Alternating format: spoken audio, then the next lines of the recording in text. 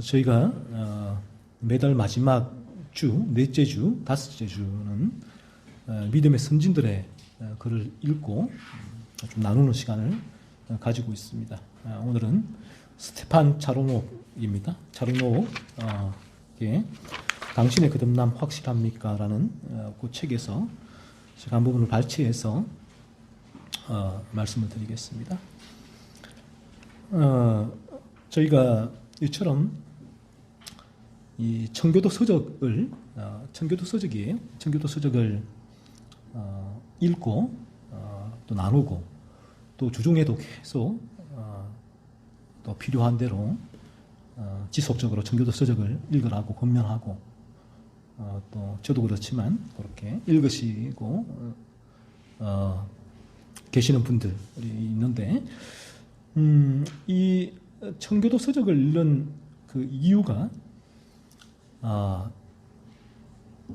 이 청교도의 글이 사실은 이 성경 진리를 저희에게 해석한 글이거든요. 성경의 본문을 가지고 이제 가장 성경적으로 이 본문을 우리에게 전해주고 있기 때문에 이 부분이 진리죠, 진리. 우리가 이 성경을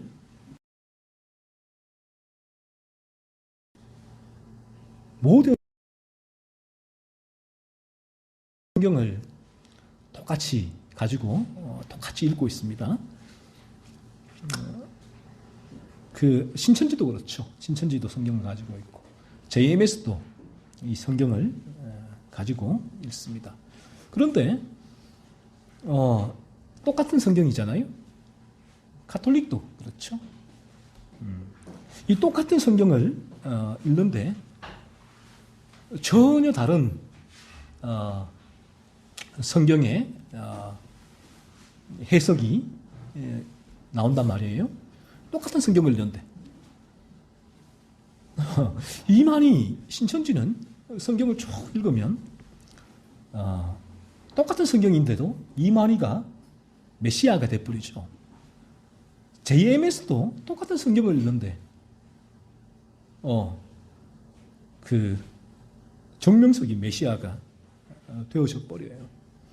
그리고 똑같은 성경을 읽는데 어떤 이는 이 전적 타락을 원죄로 부인하는 알미니안주의로 해석을 하게 되고 가톨릭은 똑같은 성경을 읽는데 마리아가 거룩한 존재로 또 모든 성자들이 또 우리의 중보가 된다라고 얘기를 하는 인간의 그런 의가 구원의 수단으로 작용을 하죠. 그래서 우리가 그 성경을 우리 읽는다고 했을 때에 여러분들 성경을 읽으시잖아요. 읽는다고 했을 때 이 성경이 참되게 가르치고 있는 바를 바라보지 못하면 이 성경이 참되게 가르치고 있는 이정표를 바라보지 못한다면 전혀 엉뚱하게 성경을 읽게 되겠죠. 그래서 교회에도 성경 통독 그런 운동도 하고 성경을 많이 읽으면 또 연말 시상도 하고 하는데 이 성경을 백독을 해도 전혀 성경을 다르게 바라보게 됩니다. 성경을 통해서 예수님이 나에게 복을 주시는 분으로 예수님께 나아가게 되고 예수님이 나에게 은사를 주시는 분으로 나아가게 됐고 예수님이 긍정의 힘으로 주시는 분으로 나아가게 되죠. 그래서 우리가 어디 길을 찾을 때에 지금은 내비게이션이 다 있지만 이 내비게이션이 없을 당시에는 이정표를 보고 움직이잖아요. 이정표.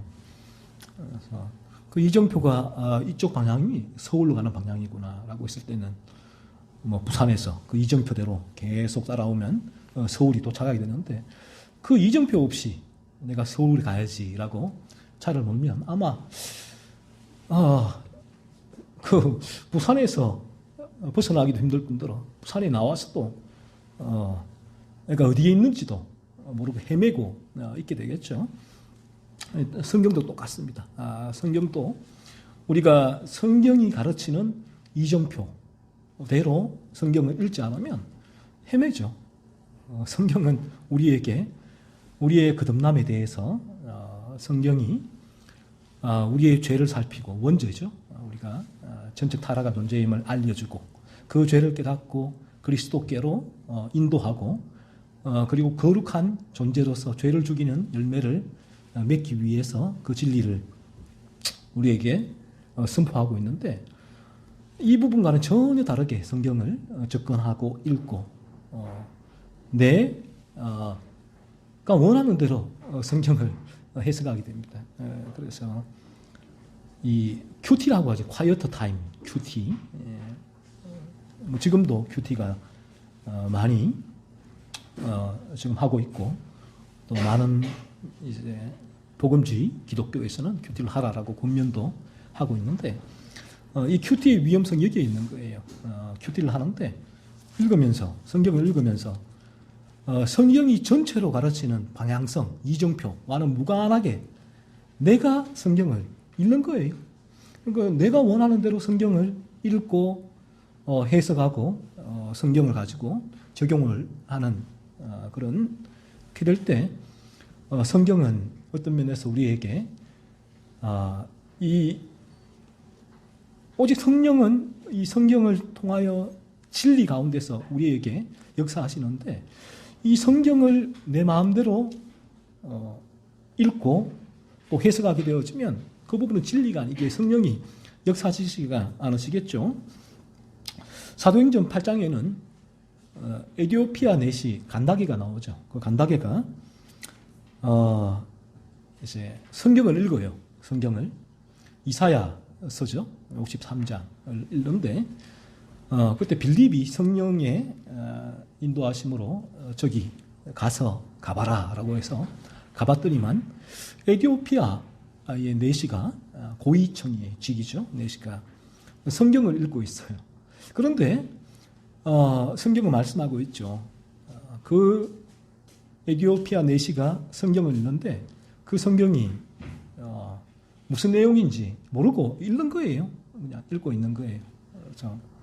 그러자 이제 빌립이 얘기를 하죠. 지도해 주는 사람이 없으니 어찌 성경을 깨달을 수 있느냐? 네가 읽고 있는 그 말씀을 깨달을 수 있느냐라고 빌립이 그에게 간다게에게 얘기를 합니다. 자, 무슨 말인가 하면 성경은 이 성경이 가르치는 그 방향성 대로 성경을 읽을 때 성경을 통해서 우리가 진리와 늘 만날 수 있는 거예요. 그러니까 이 성경을 읽는데 성경이 지시하고 가르치고 이끄는 그 방향성을 모른다면 이 성경은 전혀 진리가 안 돼요. 그러니까 이게 아이러니한 게 내가 성경을 가지고 막 백독하고 있는데도 불구하고 진리와는 전혀 상관없을 수 있단 말이에요. 그러니까 우리가 이 청교도의 글을 읽는다고 했을 때 이게 어떤 의미인가 하면 청교도의 글은 우리에게 이 성경의 진리죠. 알려주죠. 그러니까 이 성경이 가르치고 있는 방향성, 성경이 우리에게 나아가고 있는 그 길을 이 청교도의 글이 우리에게 가르쳐주고 있다는 거예요. 그래서 우리가 청교도의 글을 읽습니다. 청교도의 글을 읽으면 읽을수록 성경의 진리가 더 명확해져요. 더 분명해지고. 그래서 청교도의 글을 단지 청교도들이 저는 청교도가 성경의 가장 건접한 진리를 전하는 분들이라고 생각을 해요. 완벽하진 않지만 이 성경 땅의 인간들은 완벽한 완전한 인간은 없어요. 불완전하지만 그러니까 청교도들 중에도 이런 비본질적인 성경 해석에는 의견이 나뉘기도 하니까요. 그래서 이 청교도들의 글을 우리가 읽으면 청교도들의 글은 본인의 생각, 사고, 사상, 철학자들처럼 그 부분을 쓴 게 아니에요. 그 부분을 알려주는 게 아니에요. 청교도들은 철저하게 성경이죠. 이 성경의 바른 진리를 알려주는 거죠. 그리고 본인들도 이전에 새로운 사상이 아니에요. 무언가 성경을 통하여 와 새롭다. 이 새로운 교리, 새로운 이론, 새로운 믿음이네 라고 했을 때는 문제가 있는 부분인데 이 청교도들도 끊임없이 옛 길을 걸어온 분들이에요. 교부 설로 가면 어거스틴 그랬죠. 그리스도와 바울과 어거스틴과 그 이후에 루터와 칼빈과 종교개혁자들과 개혁주의자들과 이 청교도들이 쭉 걸어왔던 그 길을 그대로 걷고 있는 거예요. 그들의 글을 읽으면서 이들도 똑같이 성경의 진리가 바로 이것이구나, 이 방향이구나 라는 것을 본인들이 깨닫고 또 그 진리를 경험하고 똑같이 또 그 글을 쓰는 거예요. 본인이 경험한 그 진리를 그러한 토대, 사도들과 선지자들의 터죠. 그 진리 위에서 그대로 길어내고 있는 거죠. 그래서 어떤 면에서 청교도들의 글은 이 성경의 진리를 우리에게 알려주고 더 명확하게 보여주고 이 진리의 길을 잘 걸을 수 있도록 우리에게 이 성경을 또 알려주는 역할을 하는 거죠. 그래서 오늘 저희가 이 청교도의 글을 읽는 이유가 여기 있습니다. 자, 그러면 이런 부분이 있어요. 저희가 왜냐하면 이 부분은 우리의 그 자라오면서부터 쭉 우리에게 교육을 받은 교육의 영역이기도 한데, 그죠? 그러니까 흑백 논리로, 그죠? 성경이 중요합니까? 이들의 글이 중요합니까? 라는 물음이. 그러니까 저도 그렇지만 늘 이런 물음 앞에 여러분들도 지금도 갈등하고 있는 분들이 있으리라 생각해요. 성경이 더 중요하지 않습니까? 아니, 청교도들의 글이 중요하지만 우리가 성경을 더 열심히 읽어야죠. 물론이죠. 성경이 모든 진리의 기준이니까요.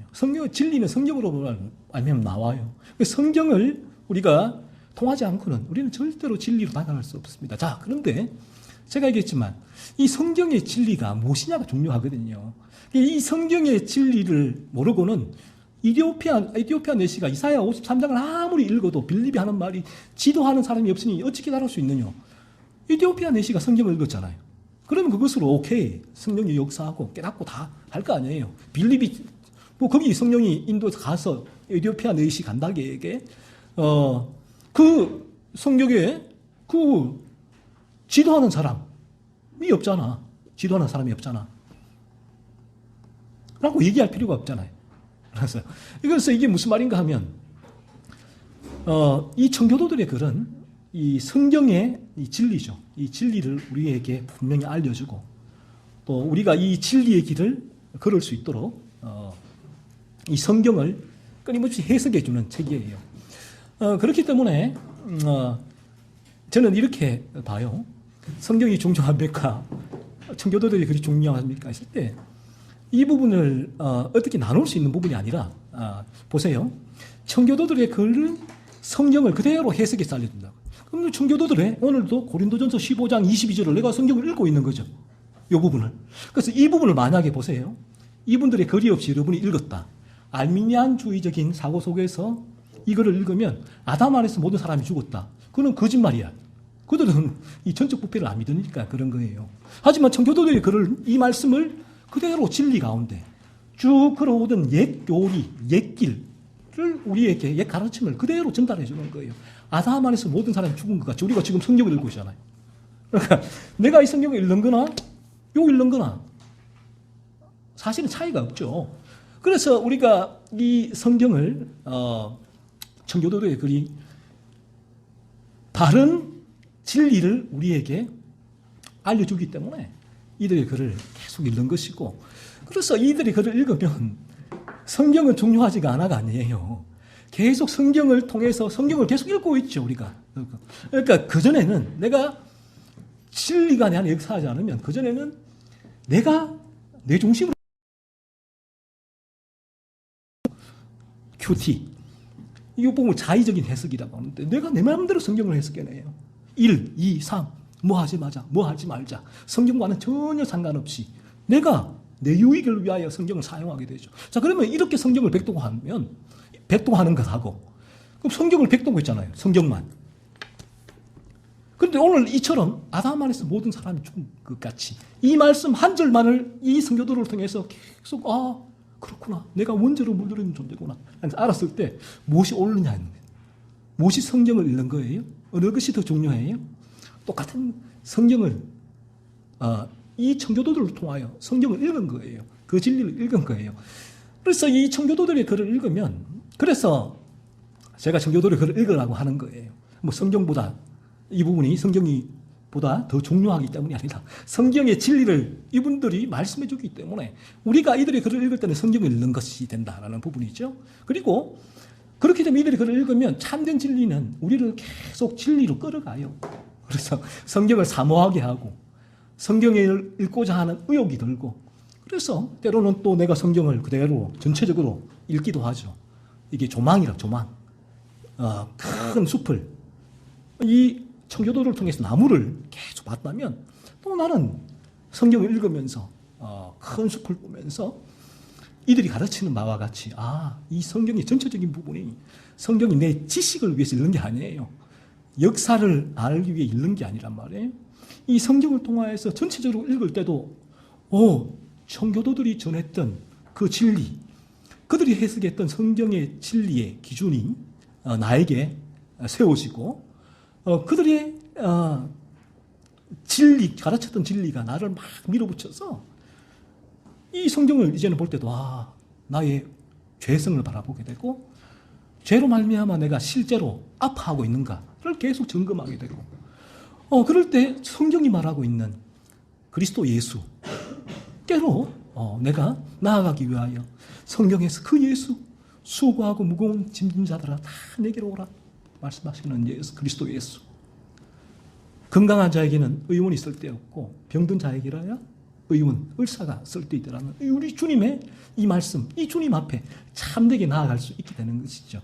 그래서 이 부분들이 어떻게 흑백 논리로 무엇이 더 중요합니까가 아니라 이들의 글을 읽는 것이 어떤 면에서는 성경을 읽는 것이고 참된 성경의 진리로 이들의 글은 우리를 더 가까이 또 그 글을 읽고자 성경을 또 사랑하고 사모하고자 하는 바른 열정, 방향성을 제시해 주기 때문에 이 글을 읽는 것이에요. 그래서 청교도들의 글이 중요한 이유가 여기 있습니다. 제가 쭉 다 여기 있는 청교도들의 글 이외에도 전병욱 목사나 일반 이 글들도 다 읽어봤지만 이 글은 우리를 진리에게서 이탈을 해요.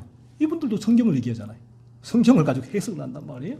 근데 전혀 성경이 말하는 그 진리로 우리를 인도해 가지 않아요.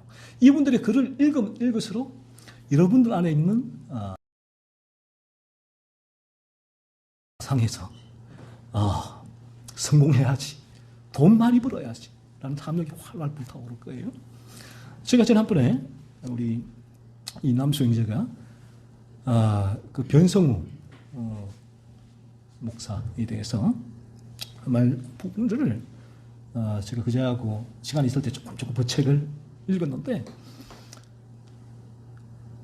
이 변성우 목사도 사실은 이 성경이거든요. 그리고 변성우 목사도 마틴 로이 존스와 청교도들을 계속 덜먹여요. 가지고 와서 이제 본인의 또 진리를 전한다라고 얘기를 해요. 제가 쭉 읽어보면서 이 부분들이 얼마나 진리와 멀어져 있는지 다시 한번 확인하고 제 블로그에 블로깅을 했는데 오늘 어젯밤에 그 내용을 쭉 최종 정리해서 조금 블로깅을 했는데 이 변성욱 목사 이분도 청교도를 얘기하고 또 찰스 피니를 똑같이 얘기를 해요. 본인은 찰스 피니에게 큰 은혜를 받았다라고 얘기하면서 청교도를 또 덜먹이고 있단 말이에요. 그러니까 이분에게서는 이 청교도들이 전하는 진리, 정말 자신의 오직 죄를 깨닫고 얼마나 내가 죄로 물들어 있는가, 그리고 이 때문에 아파하고 이로 인하여 내가 그리스도 예수께로, 이 통증이에요. 죄로 인한 통증.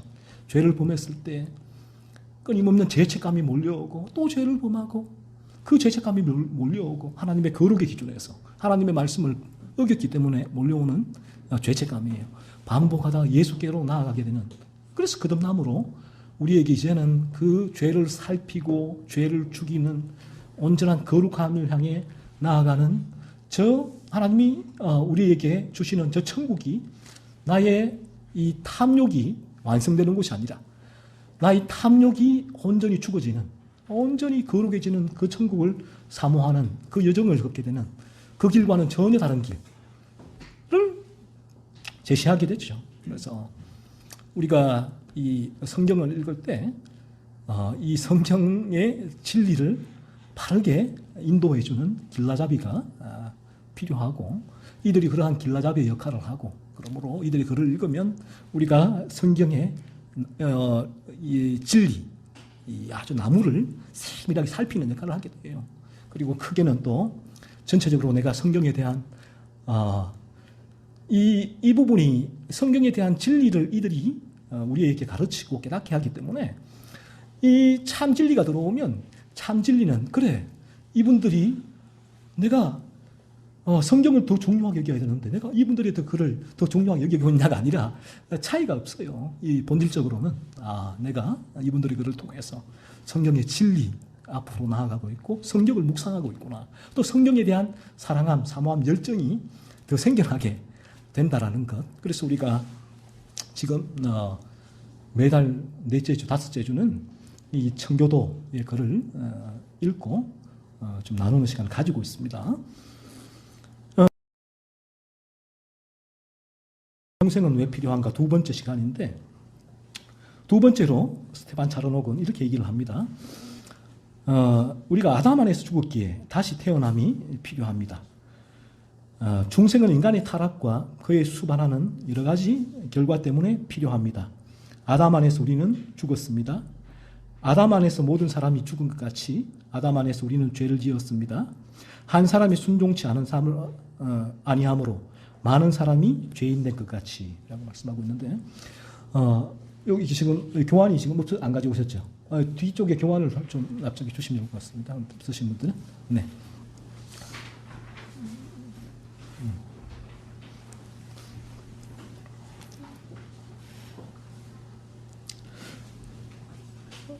중생이 우리에게 왜 필요하냐 했을 때 스테반 차르녹은 이렇게 얘기를 하죠. 중생은 인간의 타락과 그에 수반하는 여러 가지 결과 때문에 필요하다라는 거예요. 우리가 아담 안에서 우리 모두는 죽었다. 성경은 말씀하고 있습니다. 이 부분이 원죄라고요. 원죄. 우리 모두는 창세기 3장에 아담이 범죄한 그 사건 이후로, 아담의 타락 이후로 그 이후에 모든 인간은 이 원죄로 물들어 태어난다는 거죠. 그래서 이 성경은 오늘 본문에서도 아담 안에서 모든 사람이 죽은 것 같이라고 분명히 말씀하고 있죠. 분명하게 우리가 이 원죄로 물들어 있다. 한 사람이 순종치 아니함으로 많은 사람이 죄 있는 것 같이. 한 사람은 아담이에요. 아담의 이 범죄함으로 많은 사람이 죄인이었다라고 말씀하고 있습니다. 그래서 저희가 지난 한 주간의 삶에서도 여러분 한번 돌이켜 보십시오. 여러분의 마음에 얼마나 많은 죄가 올라왔는지 한번 살펴보십시오. 끊임없이 우리 안에는 미움과 분노와 시기와 질투와 탐욕과 하나님을 사랑하는 것보다 세상을 사랑하고 하나님의 주권을 인정하지 못하고 늘 염려하고 근심하고 끊임없는 죄가 우리의 마음을, 이 죄의 열매죠.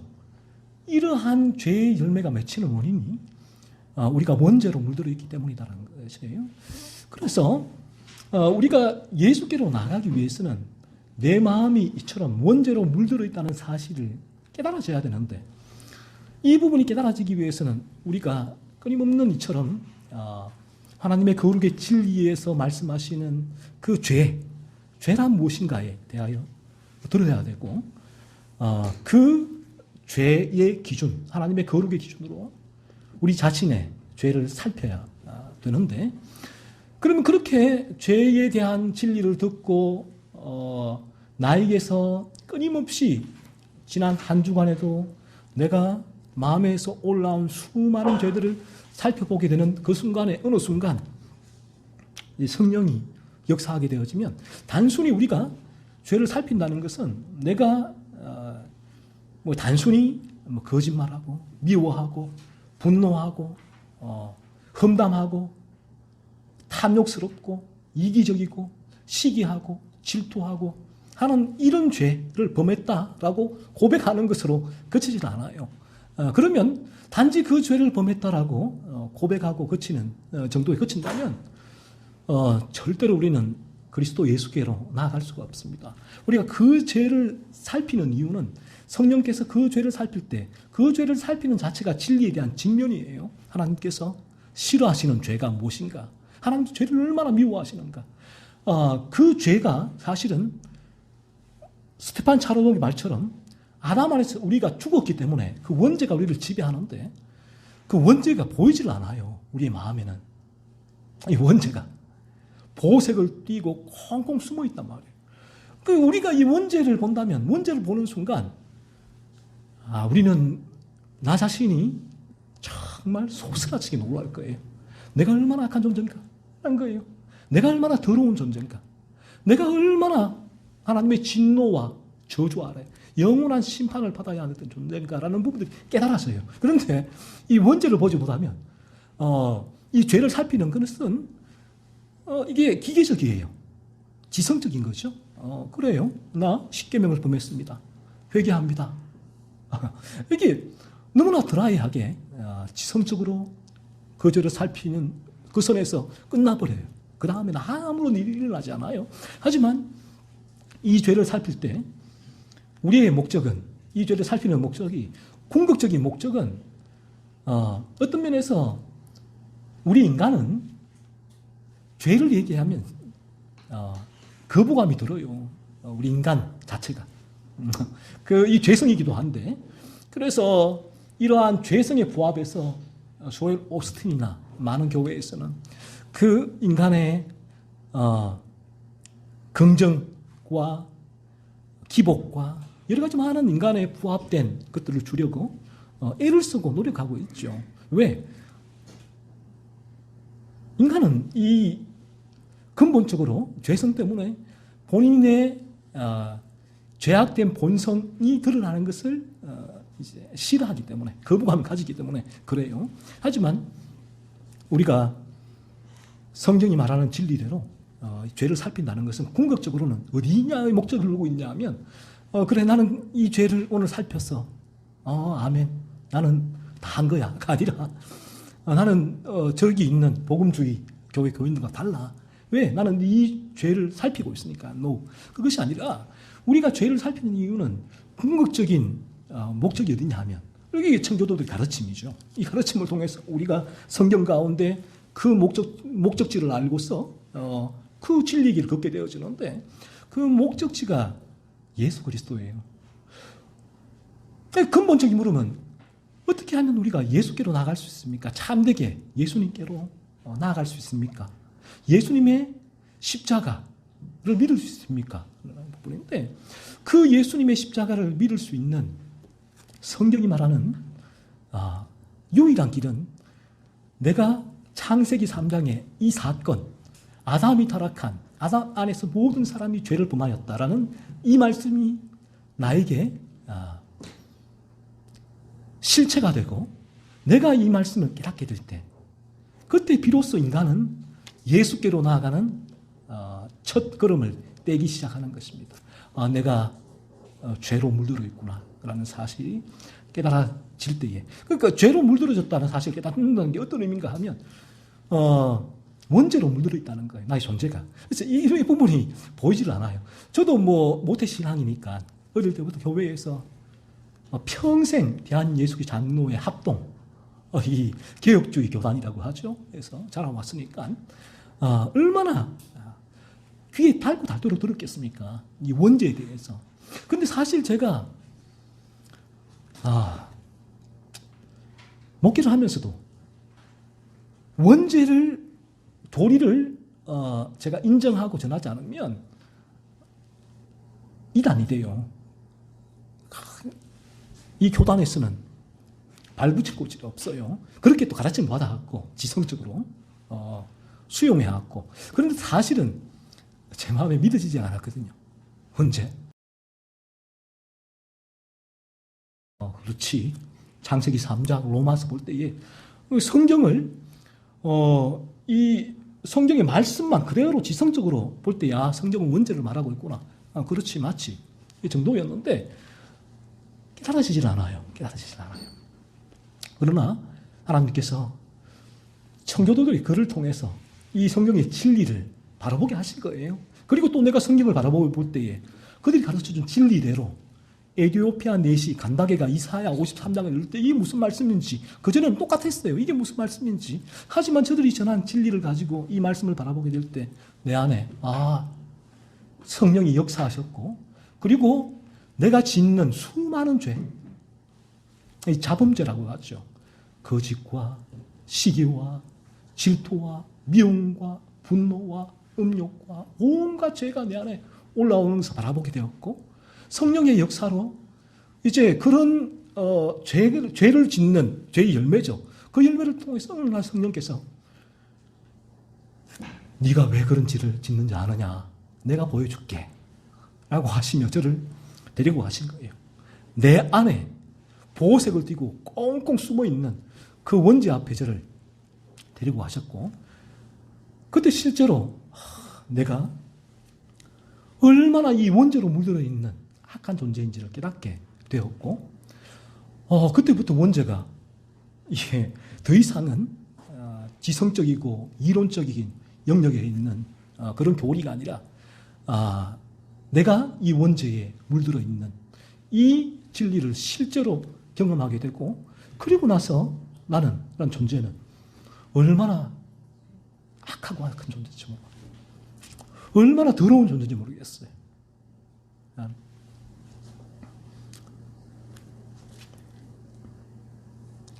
그러한 이 나의 원죄의 실체와 직면하게 될 때 이제 내가 여기서 벗어나기 위해서 몸부림을 쳐도 불가능해요.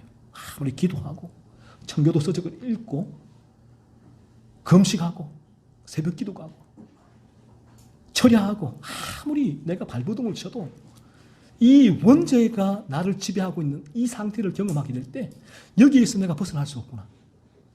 그러니까 이 부분을 경험하지 못하면 내가 거짓말 좀 하고 있는 거를 나의 종교 도덕 윤리로 누를 수가 있어요. 이 부분을. 내 안에 있는 원죄를 발견 못하니까. 이 상태에서는. 그래서 내게서는 이러한 죄들을 발견할 때는 내가 종교와 도덕과 윤리의 힘으로서 어느 정도 내가 눌러놓으니까 이게 나는 이렇게 이 성경의 죄를 내가 짓지 않는구나. 그렇게 자신을 느껴지니까 그 다음에 예수께로 나아갈 이유를 발견할 수가 없는 거죠. 하지만 우리의 죄를 내가 어떻게 하면 예수께로 나아갈 수 있을까가 우리의 목적이 되어지고 그러므로 나의 죄를 성경의 기준으로 살필 때에 성령이 역사하면 여러분은 틀림없이 여러분을 지금 지배하고 있는 그 원죄를 실제로 발견하게 됩니다. 그러면 내가 짓던 이 죄가 왜 그러지? 왜 그러지? 뭐 때문에 내가 이런 죄를 지을까? 거짓말하고 또 하고 또 하고 또 하고 왜 이럴까? 했을 때 성경의 진리는 나를 지배하고 있는 그 원죄의 실체와 나를 직면케 하게 하십니다. 그러면 그때부터 괴롭죠. 그 원죄가 나를 지배하고 있고 내가 여기서 벗어나고 싶은데 불가능한 나의 상태로 인하여 괴로운 가운데 마침내는 마지막 지점은 나도 모르는 사이에 그리스도 예수께로 나아가게 돼요. 나도 몰라요. 이 지점 언제 나아갔는지. 그래서 우리가 이 거듭남은 우리에게 이루어질 때는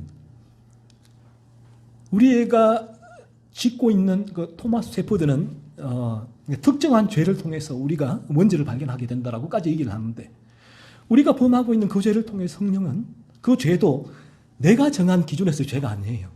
내 기준에서의 죄가 아니라 하나님의 거룩의 기준, 성경이 말씀하고 있는 기준에서의 죄였어요. 바리새인의 죄의 기준은 철저하게 외적인 거였잖아요. 내가 누구를 찔러 죽이지 않으면 나는 살인하지 않았어 라고 했지만 예수님은 그들이 지킨 율법의 기준이 잘못되었다. 참된 하나님의 거룩의 기준은 당신이 그 율법을 지켜서 외적으로 사람을 찔러 죽이지 않아서 살인하지 않은 것이 아니라 당신의 마음에 형제에 대한 미움을 품는 그것이 살인죄다라고 주님께서는 하나님의 거룩의 기준에서 바리새인이 가지고 있던 죄의 기준을 다시 성경의 기준으로 잡아주셨죠. 그래서 저희가 이 성경의 기준으로 우리의 죄를 바라봐야 되고, 그렇게 바라보게 될 때 마침내 성령께서는 우리에게 원죄 가운데 내가 처해 있음을 깨닫게 하시고, 그래서 그때부터는 이제 시작되는 거예요. 예수께로 나아가는 이 길이 시작되어지고, 그럴 때에 내가 또 들었던 예수, 그 너무나 단순해요. 어떤 면에서 한번 보세요. 이 부분이 대단히 힘들고 어려운 것 같지만 너무나 단순해요. 뭐가 단순한가 하면 보세요. 우리가 복음을 전할 때도 그렇잖아요. 지금 우리가 이 복음을 어떻게 전해야 되지? 라고, 어떻게 죄를 깨닫게 해야지? 라는 부분들이 늘 가지고 있을 때 이제 이러한 물음이 들기도 하는데, 너무나 단순해요. 우리가 예수 믿어야 구원받고 완전히 거룩해져 천국에 갈 수 있단 말이에요. 그러면 이 예수를 어떻게 믿을 수 있냐는 거죠. 인간이, 성경은 내가 죄인됨을 실제로 깨닫지 않고는 예수님을 믿을 수 없다라고 말씀하고 있단 말이죠. 그래서 예수님을 내가 믿으려면 성경은 내가 원죄의 지배 가운데 있는 죄인됨을 실제로 깨닫기만 하면 예수님께 나아갈 수 있다고 성경은 말해요. 너무나 단순해요. 단순하죠. 청교도들이 말한 진리, 이 중생론은 성경의 진리인데 단순하잖아요. 여러분들이 자신의 죄를 깨닫는데 단지 이 부분이에요. 힘든 이유가 이 원죄가 안 깨달아지니까 힘든 이유인데, 이 죄가 안 깨달아지니까 죄 탐사해야지. 그래, 도둑질했어, 거짓말했어, 내가 이런 미워했어, 분노했어. 이 죄만 계속 떨려 있으니까 힘들죠. 왜? 내 원죄가 안 보이니까. 그럼 어느 순간 성령의 역사로 이 하나님의 거룩의 기준을 통하여서 나의 이 원죄가 깨달아질 때는 쉽단 말이에요. 원죄가 깨달아진 인간은 예수님 아니면 절대로 이 원죄에서 구원받을 수가 없다고요. 벗어날 수가 없다고요. 그래서 예수님을 믿게 되는 거죠. 자, 그러므로 우리가 그리스도 예수를 전한다고 했을 때는 예수를 믿어야 하나님의 심판, 진노, 지옥에 가지 아니하고 영원한 천국, 온전히 거룩해진 천국에 가실 수가 있습니다. 라고 전할 수가 있죠. 그러면 그 다음 질문이 나오겠죠. 어떻게 믿을 수 있느냐? 무조건 믿으십시오가 아니죠. 내가 죄인됨을 깨달을 때, 내가 죄로 물들어 있음을 깨달을 때 예수님을 믿을 수가 있습니다. 그러면 내가 죄인됨을 어떻게 깨달을 수 있는가 묻겠죠. 그러면 이제 이 성경을 통하여 마음에 하나님 말씀하신 죄를 살펴보십시오. 당신은 마음에 지난 한 주간에도 얼마나 많은 죄를 지었습니까? 미움과 분노와 시기와 질투, 내 마음에서 올라오는 이 모든 죄, 이 죄가 성경은 죄라고 말씀하세요. 이 죄를 왜 당신이 짓느냐 했을 때 내 마음이, 당신의 마음이 죄로 물들어 있기 때문이다. 이 성경이 말씀하고 있어요. 그래서 이 부분이 전할 때에 저희는 우리의 힘으로는 불가능해요. 그분이 원죄를 깨달을 수 있을지 어떨지는 몰라요. 어떤 일이 일어날지 몰라요. 하지만 그렇게 우리는 이 성경의 진리를 그대로 전할 뿐이에요. 전하고, 그리고 그 가운데 역사하시는 이는 하나님이시니까 했을 때에 그 말씀 한마디에 원죄를 깨닫고 예수께 나올 수 있단 말이에요. 청교도들의 이제 부흥의 시대에는 이 죄각성의 기간이 오래인 사람도 있었죠. 저도 수년을 있었다고 보는데, 있는 사람이 있는가 하면, 또 어떤 분은 이 참된 진리를 전하는 그 한 시간의 설교에 거듭나는 분들이 있거든요. 그러니까 그 순간에 자신의 죄인됨, 내가 원죄로 물들어 있음을 실제로 깨닫고 전해준 그 죄에서 나를 건지시는 분이 예수님이세요. 그 십자가에서 나를 위해 돌아가신 그 예수님을 그 순간 내가 믿은 거예요. 그래서 이 거듭남은 제가 늘 말하지만 우리 인간의 공식대로 계산을 해서 누구는 한 달, 1년, 2년이 걸리는 것이 아니라 어느 순간 하나님께서 어떻게 역사하실지는 아무도 몰라요. 그래서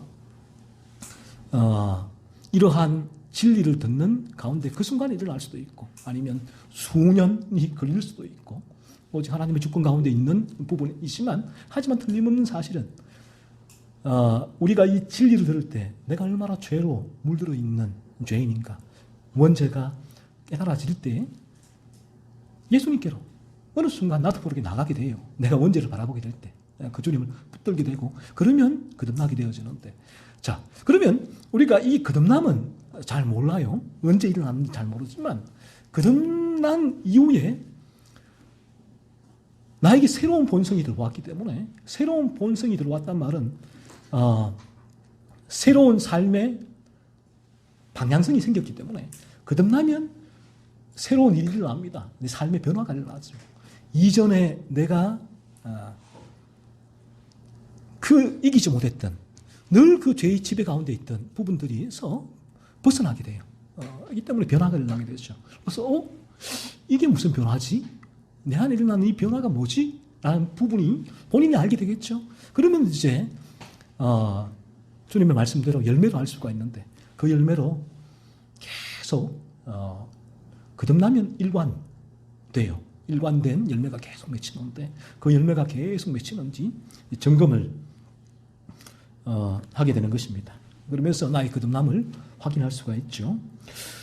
계속했어요. 스테판 파르녹은 하나님과 아담 사이에 어떤 계약이 존재하지 않았다면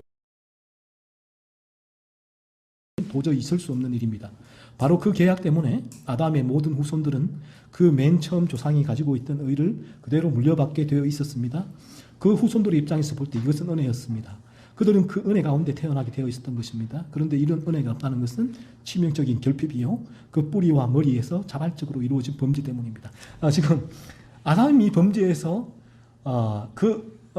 의를 잃어버린 상태, 죄로 물들은 상태를 얘기를 하고 있죠.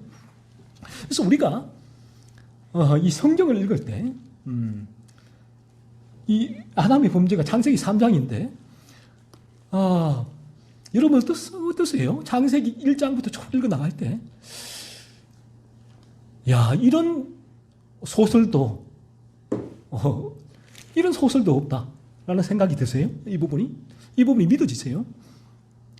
하나님께서 천지를 창조하셨고 사람을 만드셨고 사탄의 유혹으로 인간이 살아가겠다는 이 사실이 그리고 성경에 쭉 읽어보세요. 읽어보면 어떤 면에서 우리 인간의 이성으로는 도무지 이해되지 않는 말씀들이 너무 많이 있단 말이에요. 지금 스테판 차르독이 말씀하고 있는 아담의 창세기 3자의 타락 사건도 마찬가지잖아요.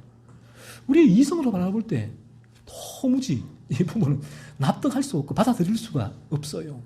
우리 인간의 이성은 이 부분을 거부를 해요. 왜냐하면 우리의 이성도 죄로 물들어 있기 때문에 그런 것이죠.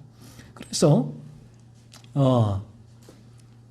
이제 어떤 분은 우리가 복음을 전할 때 이 복음을 전하는 대상이 알아듣기 쉬운 용어를 사용해서 복음을 전해야 된다라고 말하는 분들도 있는데 아무리 우리 아이들도 마찬가지예요. 아이들의 언어, 청년들의 언어, 장년과 노년의 언어, 또 세상에 교회 밖에 있는 사람들의 언어들을 가지고 설명을 해야지 이 성경을 이해할 수 있지 않겠습니까? 라고 우리가 그렇게 말씀을 하시는 분들도 있고 그런 것 같네 라고 우리가 고개를 끄덕이는 분들도 있는데 자 보세요. 그렇게 아무리 설명을 해도 자 교회에 있는 분들도 마찬가지, 교회 안에 지체들도 마찬가지, 그리고 교회 밖에 있는 분들도 마찬가지. 하나님의 창조, 하나님 존재, 하나님의 창조, 타락 아무리 쉬운 말로 설명해도 이 말씀 삼위일체 이해될 수 있냐는 거예요. 이해가 되질 않아요. 이게 타락한 인간의 이성이 하나님이라는 존재 자체를 부인하고 부정하기 때문에 이 성경의 진리에 완강하게 거부를 하기 때문에 일어나는 현상이에요. 그런데 우리에게 하나님의 은혜로 어느 날 이 진리를 듣기 싫지만 이 자리에 나와서 괴롭지만 귀를 막고 싶지만 똑같은 얘기를 하네 라고 내 마음에서 그런 강한 저항감이 일어나지만 그럼에도 불구하고 진리 앞에 계속 서 있을 때 성령이 이 진리를 통하여 어느 날 그렇게 저항하던 그분의 마음을 어루만지기 시작하면 변화가 일어나게 돼요. 하나님의 존재가 사실이구나. 이 하나님의 거룩하신 분이구나. 성경이 말씀하신 하나님은 죄를 싫어하시구나. 라는 부분이 믿어져요. 이 기준이 있습니다 말이에요. 여기에서 이제 죄각성의 상태에서 자신의 죄를 살피게 되고 이 죄각성의 상태에서 이제 성령은 하나님이 믿어지고 그리고 이 원죄가 믿어지게 돼요. 원죄를. 그래서 우리가 이런 과정을 거쳐서 거듭나게 되어지면 성경의 모든 부분이 믿어지게 돼요. 이게 신기한 변화예요. 저도 성경은 실제로 믿어지지가 않았거든요. 제가 거듭나게 될 때 성경이 열린다라는 표현을 쓰는 것이 바로 이런 의미예요. 거듭나게 될 때 성경의 모든 부분이 믿어지고 이 모든 말씀이 이해가 되고 그렇구나. 이 성경이 진리구나. 이렇게 깨닫게 되는 거죠. 하나님의 창조 너무나 감사하고 타락, 아담의 타락, 너무 원죄. 내가 그 부분이 너무나 내가 죄로 물들어 있음에 아파하고 괴로워하고 그리고 예수님이 성육신, 십자가에 죽으신 삼위일체 하나님의 그 사역이 나에게 너무나 확신 있게 믿어지게 되고 이전에는 지옥과 천국 아무리 얘기를 해도 믿어지지가 않잖아요. 가봤어? 안 믿어지니까 이런 엉뚱하게도 천국에 다녀온 사람, 나 천국 갔다 왔어? 내가 봤다고 라고 얘기를 하잖아요. 아무나 안 믿으니까. 그런다고 믿어지나요? 천만에. 천국과 지옥이 믿어지지가 않아요. 지금 내가 죽으면 천국과 지옥 믿어지지 않아요. 하지만 인간은 탐욕 때문에 뭘 믿느냐? 지옥은 믿어요. 지옥은. 그 고통스러운 지옥은 가기 싫거든. 지옥은 가기 싫으니까. 하지만 천국은 믿지 않아요. 이게 인간인데 그러나 우리에게 새로운 생명이 들어오면 이 모든 성경의 진리가 너무나 확실하게 체험적으로 믿어지게 되고 이 진리 가운데 내가 경험한 이 진리를 전할 수밖에 없게 되는 것이죠. 그래서 이제 아담이 첫 사람 아담이 하나님께서 주신 원시적인 원의 모든 죄가 원죄라고 하는데 원시적인 그 의를 상실했고 그래서 아담 이후의 모든 인간은 아담이 범한 죄로 말미암아 죄인이 되었다. 그 죄에 물들어 태어난다는 것입니다. 이 성경이 말씀하고 있는 인간론이고 이 부분이 어떻게 믿어지는가 했을 때 여러분이 범하는 죄를 계속 살펴보십시오.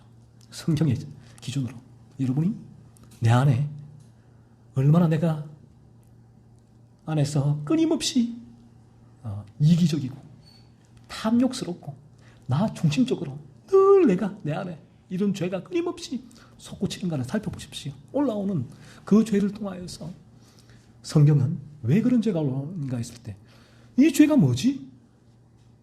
바로 우리의 마음이 죄로 물들었기 때문이다. 아담이 잃어버린 그 의 때문이다. 아담이 의를 잃어버리고 들어온 그 원죄 때문이다라고 말씀하고 있습니다. 그래서 차르녹은 이러한 의의 상실은 반드시 제거되어야만 합니다. 원죄를 말하고 있는 거예요. 하나님의 법령은 확고하게 써 있습니다. 아담과 그의 후손들은 반드시 순전한 의를 갖추어야만 합니다. 하나님께서는 사람을 창조하신 후 그것을 아주 엄격하게 요구하셨습니다. 그런데 그런 하나님께서 나중에는 그것을 그들도 보지도 않으신다는 것은 하나님의 신용에 어울리지 않는 것입니다. 하나님은 거룩하신 하나님이시기 때문에 이 거룩을 우리에게 요구하시고 죄로 물든 인간은 하나님은 마지막 날 심판대 앞에서 영원한 하나님의 진노 가운데 그 지옥의 형벌을 내려신다는 거예요. 이 하나님의 거룩한 본성, 성품이라는 것입니다. 그래서 우리는 이 원죄 지배에서 건진받아야 된다. 그래서 오늘 이 자리에 나오신 모든 지체들은 어떻게 하면 예수님께로 나아갈 수 있습니까? 이 물음 가운데 지금 여러분 마음을 지배하고 있는 그 원죄, 하나님 은혜를 주셨어. 내가 내 마음을 지배하고 있는 이 원죄와 마주서게 해주세요 라고 기도하면서 이 죄에 대한 말씀을 계속 들으십시오. 죄의 기준, 여러분의 기준이 아니에요. 여러분이 세워놓은 기준을 성경의 기준으로 대체하십시오. 바로 세우십시오. 성경의 기준으로 여러분을 계속 살피실 때에 하나님께서 성령을 통하여 역사하시는 은혜를 주신다면 여러분이 내가 이 원죄로 물들어 있다는 사실을 실제로 경험하게 되고 이 실제로 경험한 사람은 어느 순간 예수님께 나아가게 되고 거듭나게 되는 역사가 이루어질 것입니다. 저는 다시 말씀드리지만 우리 아이들도 그렇지만 사실은 어떤 면에서 이 진리는 단순해요. 우리 모두가 이 원죄로 물든 죄인이라는 거예요.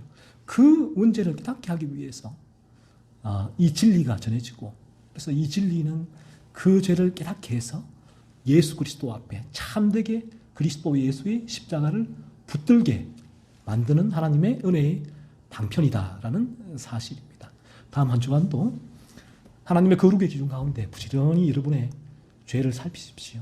그리고 내가 죄로 원죄로 물들어 있는 존재다는 사실이 하나님 제가 깨달아지게 해달라고, 내가 죄로 물들었기 때문에 이런 죄를 범하는 죄인이다 라는 사실이 깨달아지게 해달라고 기도하시고 그래서 참되게 예수님의 십자가 앞으로 나아갈 수 있는 거듭남의 은혜를 허락해 달라고 다음 한 주간에도 부지런히 죄를 살피시는 일에 열심을 내시고 주님의 그 십자가 앞으로 한 걸음 한 걸음 더 가까이 나아갈 수 있는 은혜가 우리 모두에게 임하기를 원합니다. 기도하겠습니다.